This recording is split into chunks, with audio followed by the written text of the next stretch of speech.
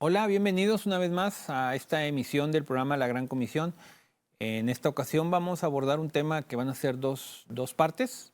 El tema directamente se llama El pecado que mora en mí. Vamos a hablar mucho sobre esto. Vamos a ver cómo se refleja en la vida del cristiano y cómo la misma Biblia lo compara en ese sentido para beneficio de nosotros. Esperemos que pueda ser de gran crecimiento para cada uno de nosotros y poder compartirlo con nuestras familias.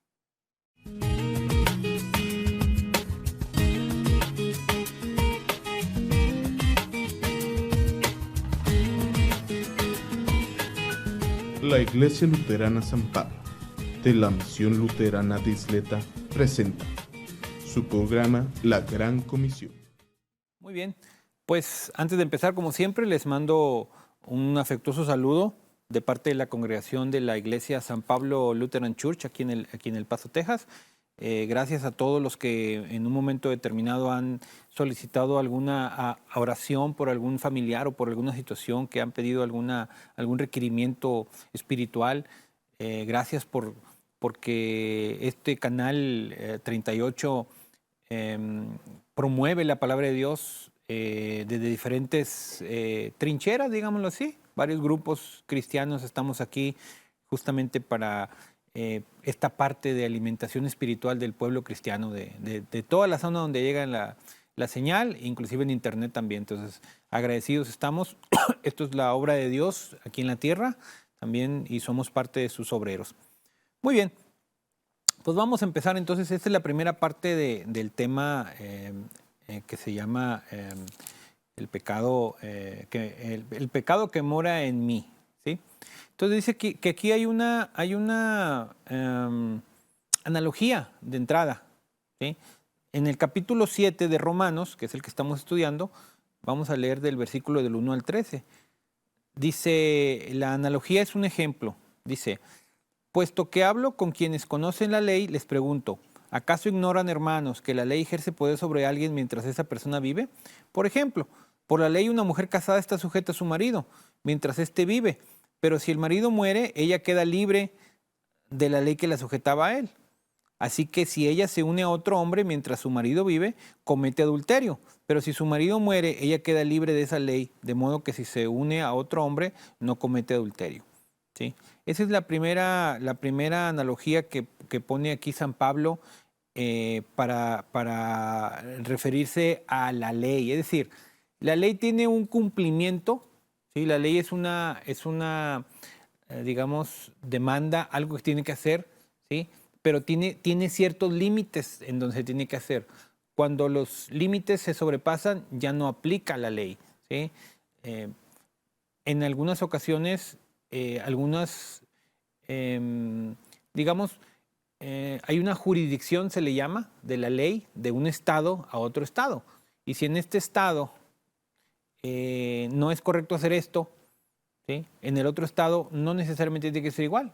Al cambiar de estado ya puede cambiar la ley. O inclusive en algunos casos, cuando alguna situación se comete aquí y la persona se va a otro lado, ya no aplica de este lado. O sea, no lo pueden ir por él. Simplemente aquí en donde estamos en la frontera del Paso, Texas, con Ciudad Juárez, una persona que comete un delito de un lado de la frontera y se cruza al otro lado, las autoridades no pueden detenerlo así nada más porque sí. Tiene que haber todo un procedimiento donde se tenga que desarrollar una serie de cosas porque así nomás no es aplicable, ¿sí? Yo he conocido algunas personas que han cometido un delito en Estados Unidos y la autoridad le dice, te vas a quedar aquí muchos años en la cárcel o te mando para tu país. Y pues mejor lo mandan, entonces nomás que ya no regreses. Si regresas te vuelvo a meter a la cárcel, entonces ya no regresan. Entonces dices, pero cometí un delito, sí, nomás que el delito tiene ciertas particularidades, ciertas sentencias. De alguna manera así habla la analogía en relación al cumplimiento de la ley. Dice, sigue diciendo versículo 4. Así también ustedes, hermanos míos, por medio del cuerpo de Cristo, han muerto a la ley para pertenecer a otro, al que resucitó a los muertos, a fin de que demos fruto para Dios. Fíjense muy bien. Ya dijimos, hemos dicho en programas anteriores, lo dije en el programa anterior. ¿Cuál es la condición natural del pecado de la humanidad? Bueno, El humano por naturaleza quiere ser su propio Dios, es decir, no quiere al Dios como Dios, sino quiere él ponerse en primer lugar. O sea, él quiere ser el mero jefe, ¿sí? Esa es nuestra naturaleza humana. Dice aquí que nosotros al morir al pecado, ¿sí? Estamos, esa naturaleza humana la estamos como desechando, la estamos descartando. Quiere decir entonces que, y no la estoy desechando porque soy muy inteligente, no, la estoy desechando porque ya vino el mismo Dios hecho hombre a morir por mí, a cumplir con la ley y a sobrepasar los límites, ¿sí? Esa redención de Cristo hace que yo pueda tener la capacidad de poder decir, ya no quiero ser mi Dios, yo ya quiero ser servidor de este Dios. O sea, que en mi corazón aparezca esa realidad, ese sentimiento, esa emoción, ese pensamiento. O sea, dice, por medio del cuerpo de Cristo, o sea, es Cristo quien hace esto, no soy yo, ¿sí?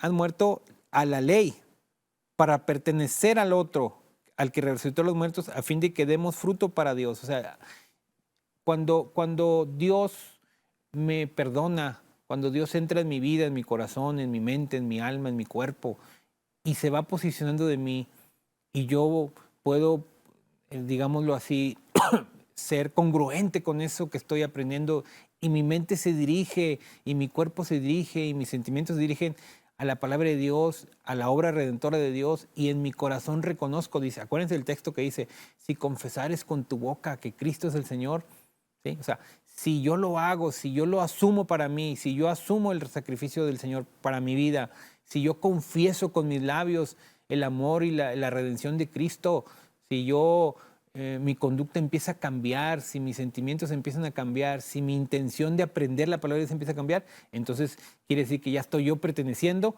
al plan de Dios. Ya no soy yo nada más querer ser yo, sino ahora quiero ser parte de Dios. Dice, entonces ahora después damos fruto para Dios, ¿sí? Y lo demás queda nulificado, ¿sí? Lo que antes era queda fuera de la jurisdicción, ¿sí? Ya no se me va a tomar en cuenta como tal. Por eso es que cuando hablamos del perdón de pecados, es muy clara y yo creo que todo el pueblo cristiano lo sabe. El perdón de pecados es completo, ¿sí? Y es tajante. O sea, dice, si tus pecados fueran rojos, te los va a hacer blancos, o sea, se van a borrar completamente, ¿sí? Es una transformación completa porque el ser que creó el universo te está perdonando. Es borrón y cuenta nueva. O sea, no importa lo que hayas hecho, el Señor te puede perdonar si tú lo crees y lo pides de corazón a Él, con humildad. El Señor te perdona. Entonces, esa es borrón y cuenta nueva. Entonces, ya cuando eso sucede, entonces empiezas a tener frutos diferentes. Sigue diciendo, porque mientras vivíamos en la carne, las pasiones pecaminosas estimuladas por la ley actuaban en nuestros miembros y producían frutos que llevan a la muerte. Curiosamente, muy curioso y no tan curioso, ¿sí? Los seres humanos actuamos como que somos contreras, le decimos, somos contrarios. Aparte de ser tercos, somos contrarios. Es decir, me dicen que no lo agarre y me dan ganas de agarrarlo. Me dicen que no vaya y me dan ganas de ir. ¿Sí? Para lo que nos conviene, por supuesto. ¿Me explico? ¿Sí? Así en términos generales, algunas personas han logrado estructurar esto y dicen, es como una psicología inversa. ¿Sí? Si yo quiero que el niño se tome un vaso de leche nutritiva, vamos a ponerlo así, le digo, no te lo vayas a tomar, no te lo vayas a tomar, déjame ese ahí, no te lo vayas a tomar.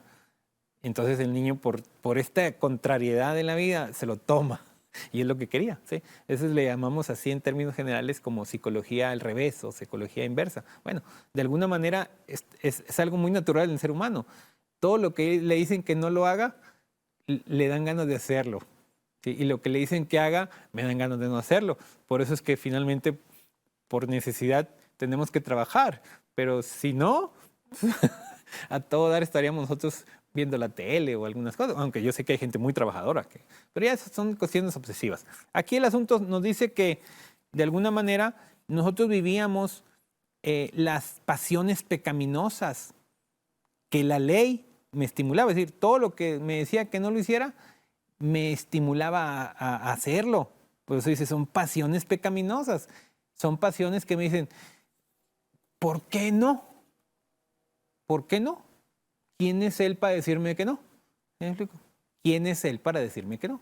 Me acuerdo una vez, en una ocasión, los que somos hispanos y que venimos de cualquier país de hispanoamericano y que llegamos a Estados Unidos de turistas o en la terminal, en la forma en que sea, cuando vemos a una persona que representa la patrulla fronteriza o los borders, así, nos quedamos impresionados porque decimos, él tiene autoridad sobre mí como inmigrante, legal o ilegal, como sea. Yo puedo ser un inmigrante legal, pero como quiera, él siempre está ahí listo para quitarme la visa o quitarme el permiso si yo hago algo malo. O sea, siempre tenemos esa impresión, ¿me explico? Porque es una policía específica para las personas que no son nacidas o que no son ciudadanos en este país. Okay. Una vez me tocó ver una persona nacida aquí, o sea, anglosajona, o sea, bolillo, güero, pues como le quieran llamar. Y estábamos en el aeropuerto, yo estaba en el aeropuerto aquí de la ciudad del Paso. Y andaba una persona de estos de la patrulla de la migración, del border. Y quién sé qué estaba diciendo ahí algo. Y le dijo, se dirigió a él así, diciéndole algo. Y esta persona le dijo, a mí no me estés hablando así, le dijo. Y yo me quedé así impresionado. Dije, válgame Dios, dije, ¿cómo es que él le habla así a la autoridad? Sí, esa autoridad para mí porque yo soy inmigrante, vengo de turista, pero para él viene siendo casi como una persona que está en el supermercado, alguien que vigila ahí, nada más, ¿no? Dice, como diciendo, sobre mí no tienes autoridad. Tu única autoridad es para los que son inmigrantes. A mí no tienes nada que decirme. Y así se lo dijo, a mí no me estés hablando así. Vete para allá.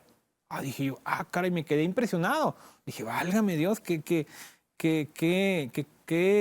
dificultad para uno, porque uno no está acostumbrado a eso. Bueno, de alguna manera dice aquí que cuando nosotros ya no estamos bajo la ley, ya no tenemos que hacerle caso. ¿Me explico? Si nosotros ya somos perdonados y estamos alimentándonos de la palabra de Dios, ya no le hagamos caso a algo que ya no corresponde a nosotros. ¿Sí? Así, despreciarlo. O sea, yo no tengo por qué estar allá. Es que mira que acá... Discúlpame, pero yo no tengo nada que estar haciendo allá. Que me están diciendo que vaya yo acá, allá, que haga esto, que haga lo otro. Discúlpame, pero no tengo ninguna necesidad, no tengo nada que estar haciendo allá, ni tengo que estar haciendo nada de eso. O sea, yo estoy en otra cosa. Mi vida tiene otro compromiso. Dice, no te dejes llevar por las pasiones pecaminosas, todo lo que está en contra de Dios. No te dejes llevar, ¿sí? La única manera de que no te dejes llevar no es con fuerza de voluntad. No, es con fortaleza. Y la fortaleza viene de la palabra de Dios. O sea, entre más entiendas, comprendas y te alimentes de la palabra de Dios, más fortaleza tienes para no dejarte llevar por esas pasiones pecaminosas. Lo que estoy tratando de decir es, cada vez que alguien o la vida misma me dice, tú decídelo, tú tienes la fuerza, tú puedes hacerlo, tú eres tu arquitecto de tu vida. No, Señor, yo no soy arquitecto de mi vida, yo nomás, las construcciones que hago yo todas son basura. Yo soy una persona que se deja guiar por el Espíritu del Señor, por su palabra, una persona redimida por la sangre de Cristo y una persona que sigue el camino y el plan trazado por Dios. O sea, yo no soy independiente, yo soy de una familia, de la familia sagrada del Señor, y yo voy a dirigir mi vida siempre bajo los preceptos del Señor. Eso es lo que nos está diciendo aquí. No te dejes llevar por esa falsa idea de que tú puedes. Y digo, han de saber todos, en la televisión y en todos lados, una de las partes más fuertes del humanismo actual es, tú lo puedes hacer, tú dedícalo, tú esfuérzate y tú lo vas a lograr, ¿sí? Tú tienes derecho para presentarte para decir lo que tú eres. Tú tienes todo el derecho, es tu obligación, es tu necesidad, tú exponla. O sea, ahorita en este siglo en el que nos encontramos, siglo XXI, más que nada, nos podemos encontrar las personas que tratan de salir a lucir lo que ellas son o lo que pretenden ser con mayor libertad, porque dicen, yo tengo derecho a hacerlo, a hacer como yo quiera, yo tengo derecho a hacer aquello, yo tengo derecho a expresarme así, yo tengo derecho a esto y al otro. Siempre nos vamos con nuestros derechos, esa es la verdad. Vamos a hacer una pequeña pausa para el video y retornamos en un instante. Continuamos con nuestro tema. Entonces, en general estamos siempre discutiendo este tipo de cosas con nosotros mismos. ¿Qué hago? ¿Lo hago? ¿No lo hago? Sí lo hago. Para el siervo del Señor, para nosotros los cristianos, nuestra voluntad, nuestra motivación, nuestras intenciones siempre tienen que estar dirigidas por la palabra de Dios. Por eso tenemos que alimentarnos de ellas. Todos los proyectos que hagamos son buenos, pero tenemos que siempre ponerlos a consideración de nuestro Señor en oración y pidiéndole a Él la dirección y la guía de todo. Eso es que no nos dejemos llevar por nuestros deseos pecaminosos. Siempre, nosotros no queremos dejar de ser siervos del Señor. Queremos siempre ser siervos del Señor y depender, que nuestra vida dependa enteramente del Señor.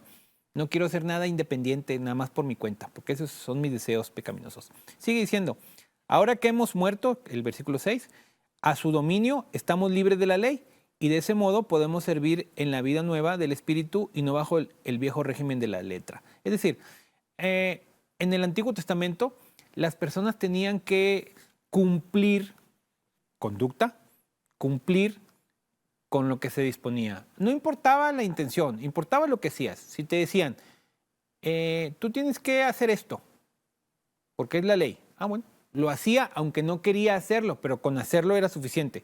¿Sí? Aquí lo que importaba no era la intención o que tu pensamiento y tus emociones, no. Aquí lo que tú hacías lo tenías que hacer aún en contra de tu voluntad, porque se trataba de cumplir.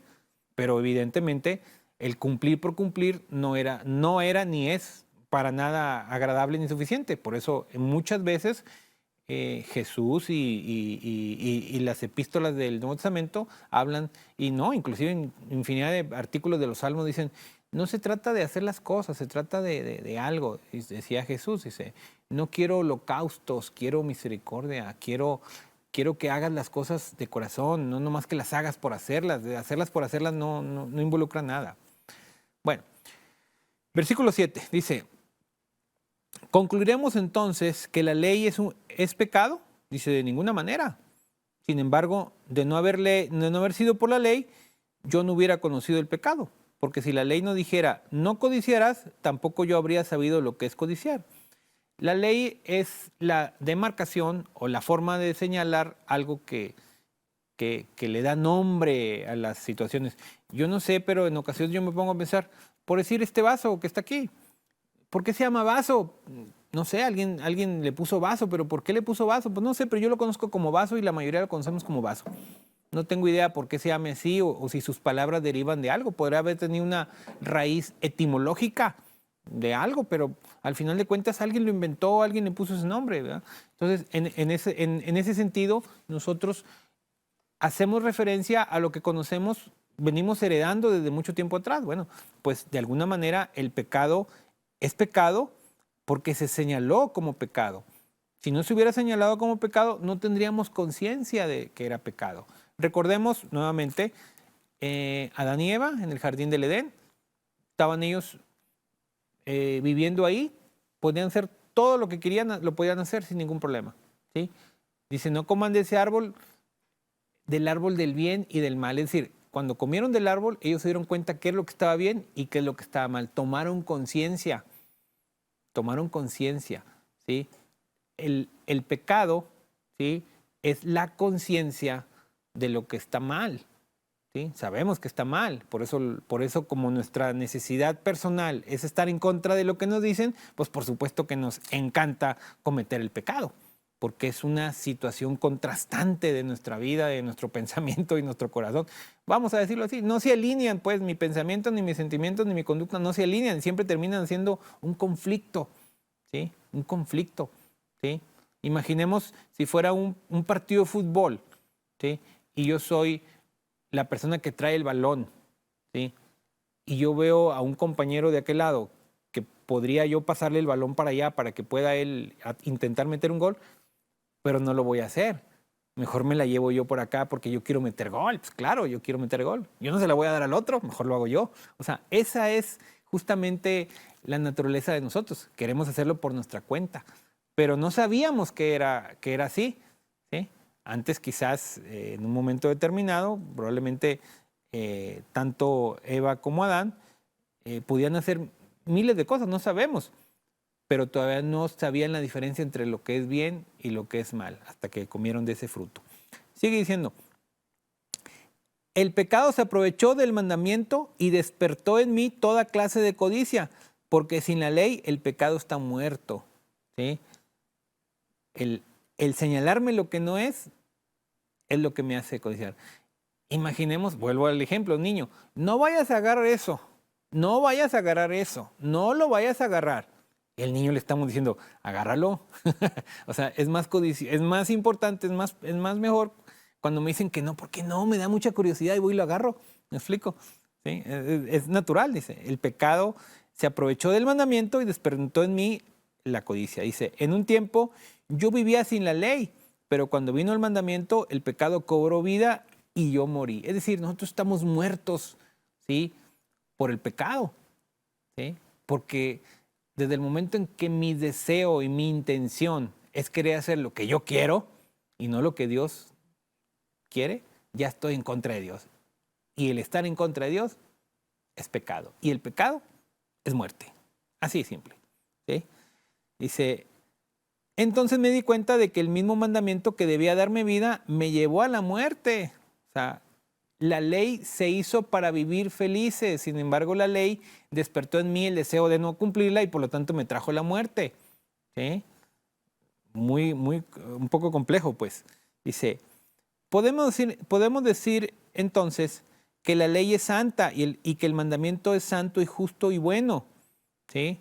Pero entonces lo que es bueno se convirtió en muerte para mí. Dice, de ninguna manera, más bien el pecado, para demostrar que es pecado, produjo en mí la muerte por medio de lo que es bueno, a fin de que por medio del mandamiento llegara a ser extremadamente pecaminoso.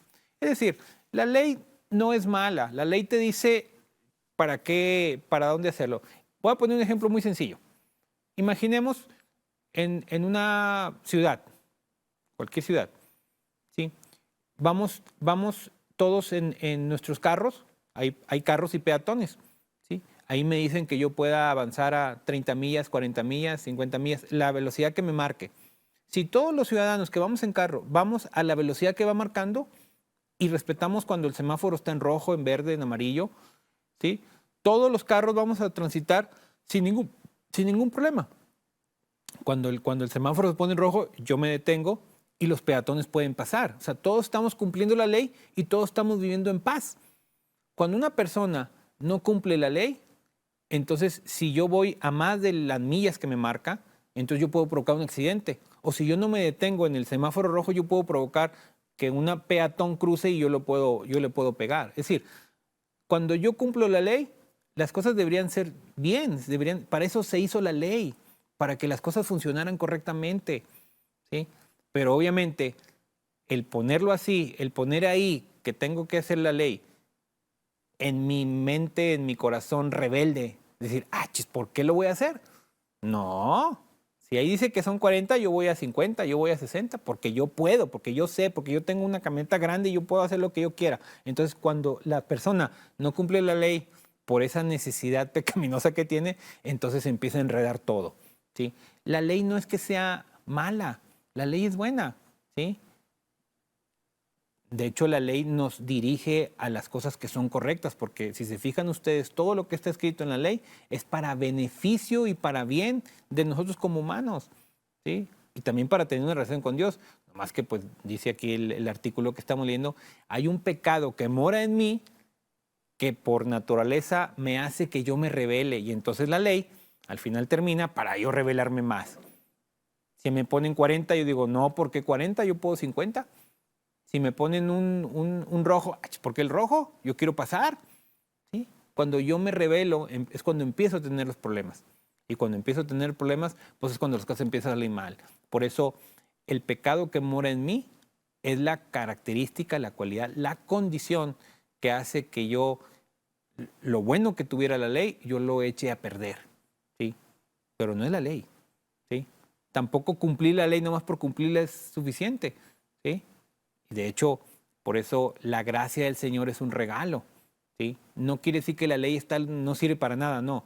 La ley ya no es el requisito para llevarlo a cabo, sino ahora es el que tú aceptes la redención del Señor en tu corazón, que es el regalo que te da a nosotros. Vamos a continuar con este tema en el siguiente programa. Bendiciones.